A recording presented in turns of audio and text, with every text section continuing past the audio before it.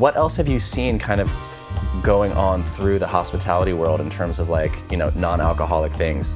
Like even for us, we make non-alcoholic cocktails. We have, I think, 5 or 6 on the menu, and we sell a lot. We sell like 25% of our beverage sales come from non-alcoholic drinks. Respect. 25% of beverage sales 25% going to zero proof cocktails. I love that. That's epic.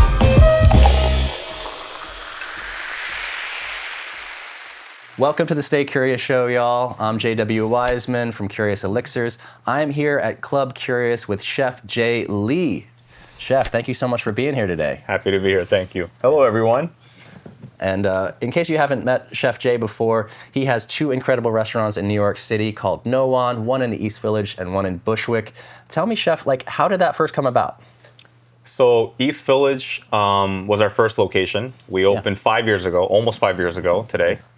And that came about from me doing pop-ups. I didn't think that I was going to open up a restaurant at that time. But when I did a pop-up for 6 months, people loved the burgers I was making, the tots, the chopped cheese rice cakes, that it kind of led into that. So that's really how it happened, from pop-up to permanent. That's amazing. Yeah. That's amazing. And, our show here, on Stay Curious is about the Sober Curious movement and the intersection of business and culture. Now, I understand you've been sober for a little while now. Is that right? Yeah, I've been sober for 3.5 years. Cool. And how did that first come about for you? Like, when did your relationship with alcohol change? Well, it changed during the pandemic.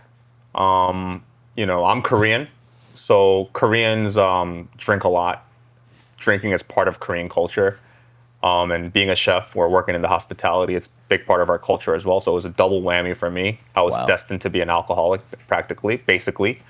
But during the pandemic, I just opened up my first restaurant.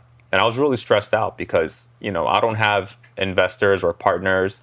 It was my money that I saved up, took an SBA loan, borrowed a little bit from my family, and scrapped and just made it happen. So I'm not sitting on a lot of money. Like, if the restaurant doesn't do well for 2 months, I'm done. Right. So the stress that I had on my shoulders, I handled the stress by drinking a lot and drinking more. And during the pandemic, everything's not really open, so you can't really do much except drink. And every time you had friends come visit you in your restaurant to show support, what do? You pour them a shot, and you take a shot with them because, that's what you do. And during the pandemic in 2020, it's probably the unhealthiest I've ever been. And I'm still young. And at the time, I think I was 32 years old or something, 31 or 32. And how am I so unhealthy? Fatty liver, hypertension, the fattest I've ever been. I think I weighed like 220 pounds at the time. I was falling asleep after. I was so unhealthy. I found out I was pre-diabetic.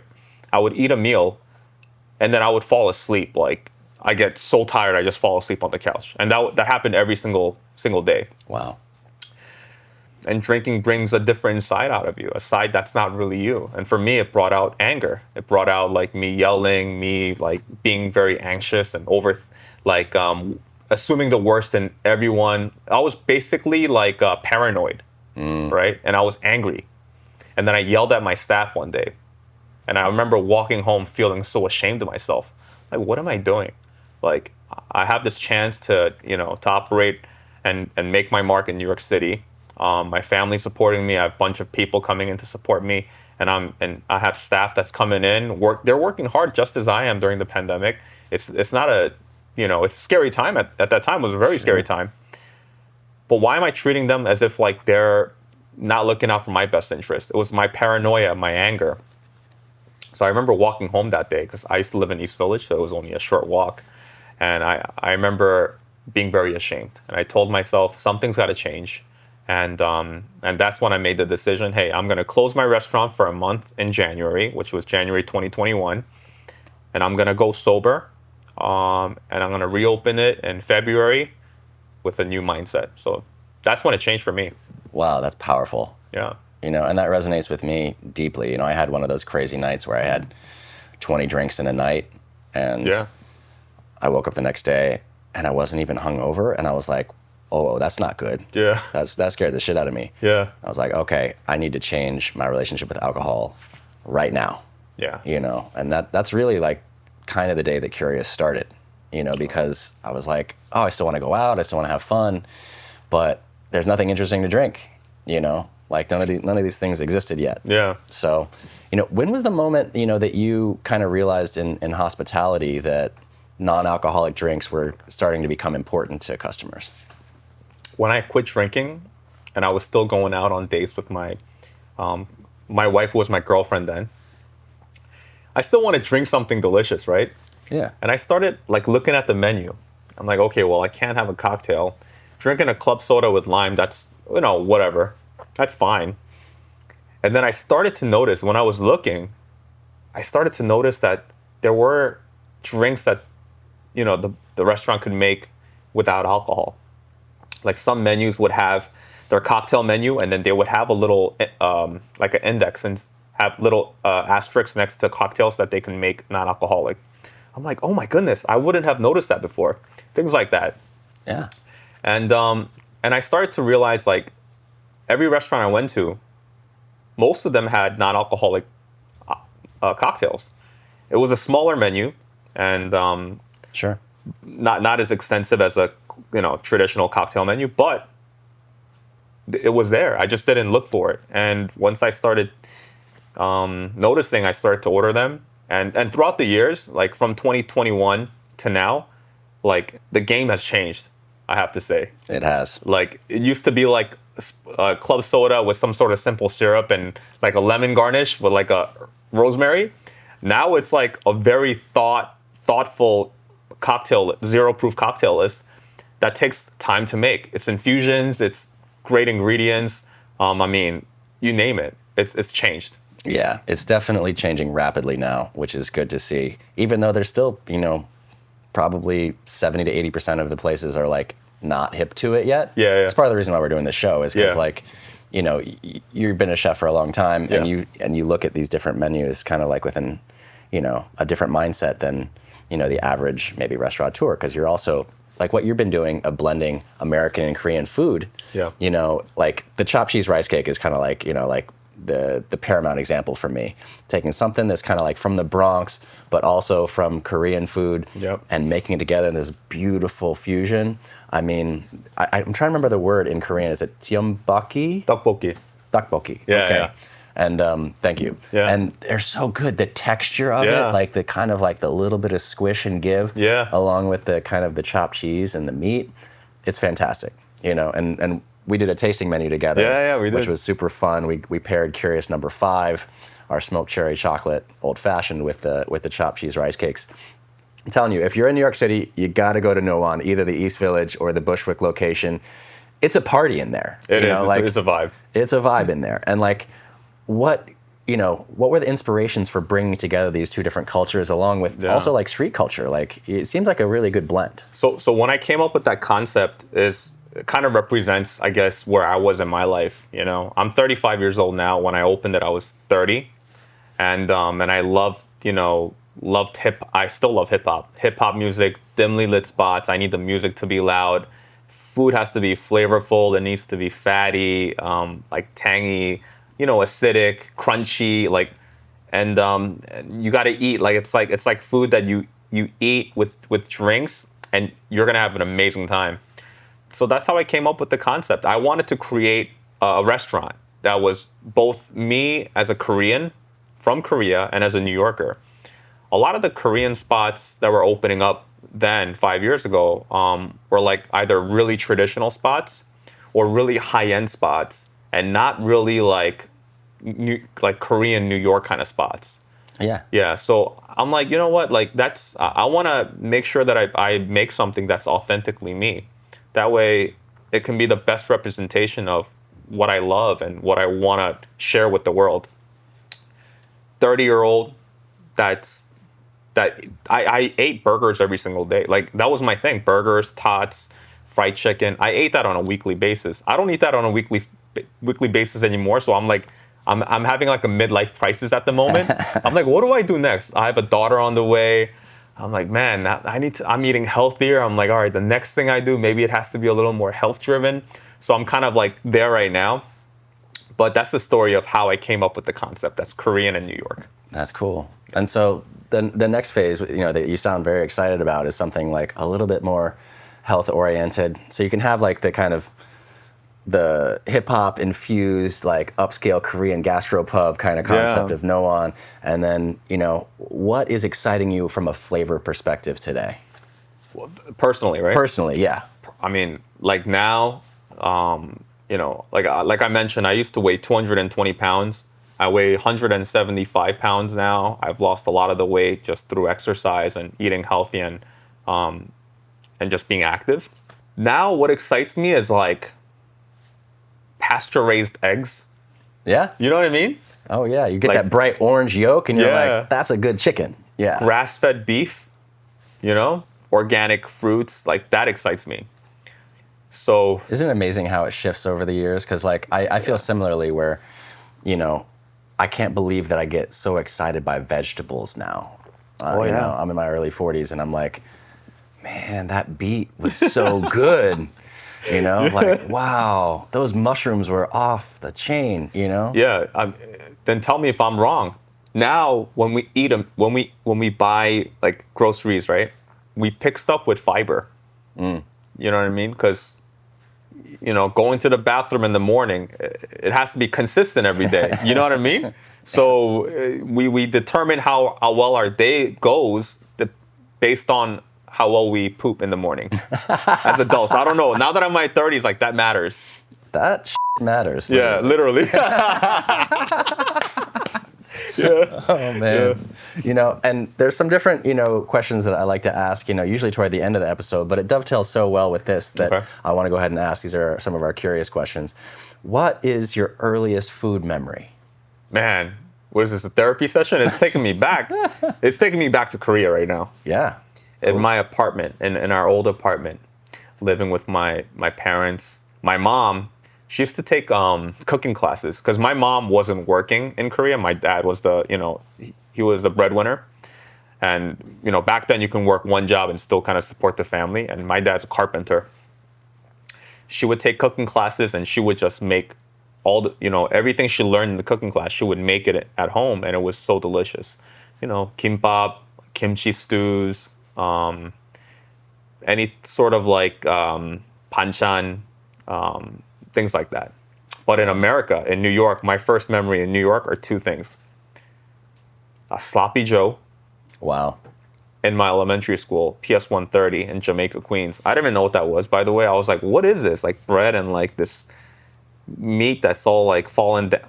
Why would you even serve it in this bread that won't even stay on? You know what I mean? Yeah. It is bizarre when you think about it. You're like, this functionally makes no sense. It makes no sense, but I loved it. So that was my early memories in New York, in Queens, Jamaica.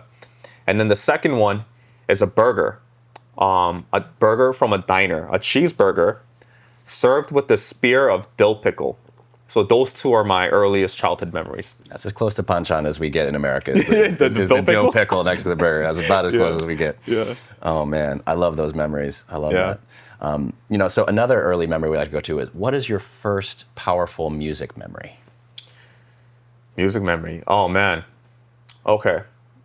In Korea, I wasn't into music so much, but when I moved to New York when I was 8, remember when MTV2 would just play like music videos all day long? All day.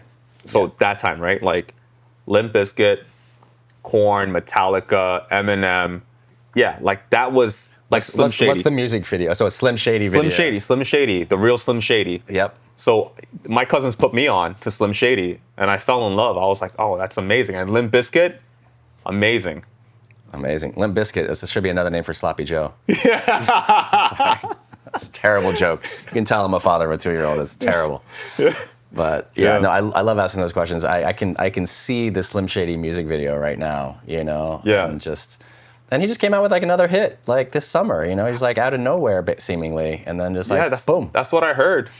It's crazy. It's crazy. And I love that like in your spot in Nowon, you have the music videos like projecting on the wall. Yes. Like that's part of what adds like the party vibe to it. Yes. You know, that's like, you're never going to leave Nowon like without having a good time.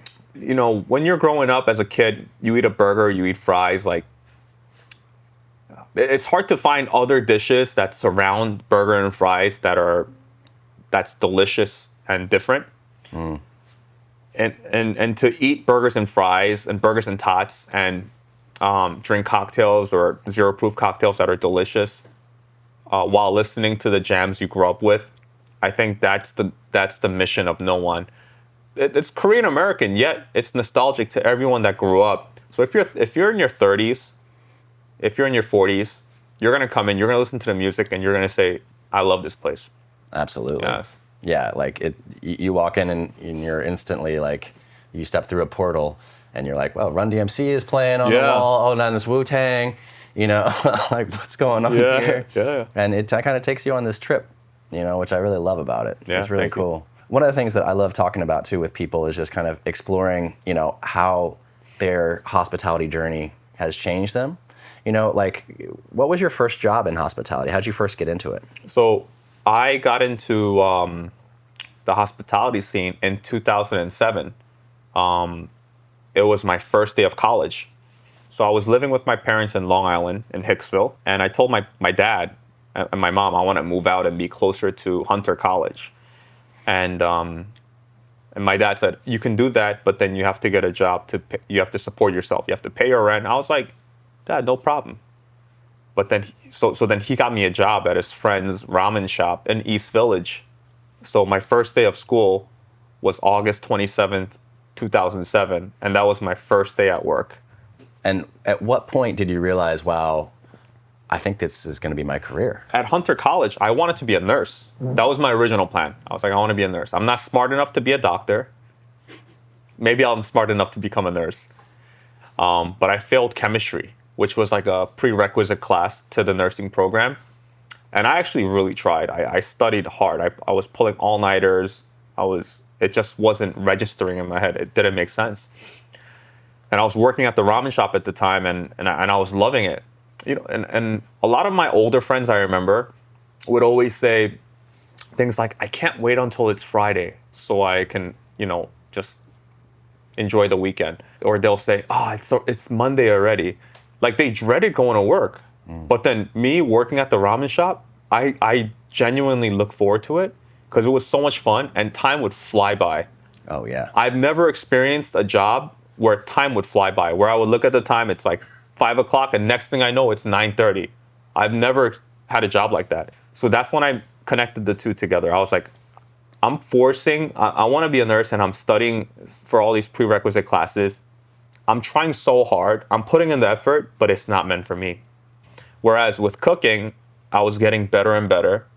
There's teamwork involved. There's planning involved. There's hustle. Like, there's the attitude that it takes to like just go through the day. I was a hard worker. I was the youngest, and the team around me really took me in as like their little brother, and they took care of me and they loved me. So I was like, this is where I want to do, and that's when I decided. That's cool. Sounds like it was like a second family for you. Yeah, I don't talk to any of them now, but yeah, at the time, yeah. That's wild, though. Yeah, I mean, I feel the same way when you work in hospitality. It's like you have this little family that grows together, then people go away. It's like a moment in time where it's beautiful and everybody's supporting each other, and like those moments are, pretty amazing. And then some people go away, you go to a different thing, you form a new family. Yeah. And it's just amazing how like they can kind of come together and make these. I liken it to the theater a lot of times because you're putting on a show, but it's a show where you get to feed people and you get to make money. Yeah. Fantastic. Yeah, that's a good analogy. What else have you seen kind of going on through the hospitality world in terms of like, non-alcoholic things? Because, obviously people, like whether they're alcoholic or not, people are selling beverages. But, was there a moment where you saw like, wow, this is really picking up steam now? I need to, when we first got connected, and we decided to do that tasting menu together, I don't think that a lot of people were thinking in that way, like, oh, we can pair these non-alcoholic drinks with dishes. Like, have you seen it anywhere else where you're yeah. Oh, man. Where is this restaurant I went to? So my wife and I, we went on a date night. Can't remember the name of the restaurant. But they had a non-alcoholic pairing of their kombuchas and stuff that paired with their tasting menu, and it was amazing. Oh, sick. It was fantastic. Like, even for us, we make non-alcoholic cocktails. We have, I think, 5 or 6 on the menu. Nice. And some of them rotate, every other season. and we sell a lot. We sell like 25% of our beverage sales come from non-alcoholic drinks. That's a lot, right? So I'm like, oh, that's amazing. And when I went sober and I opened up the Bushwick location, I said, okay, we need a zero proof cocktail list, so that there's options. If you don't want to drink, if you want to come out to eat, but you don't feel like having a cocktail, there's nothing wrong. Have a non-alcoholic one, you know? Yeah. So it's doing well. Respect. 25% of beverage sales. 25% going to zero proof cocktails. I love that. That's epic. That's epic. And, you know, where do you see, you know, like, what are you excited about over the next couple of years? Well, I have a daughter on the way.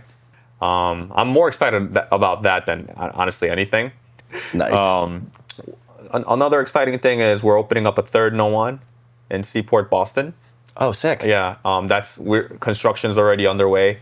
We're expected to open January or February 2025.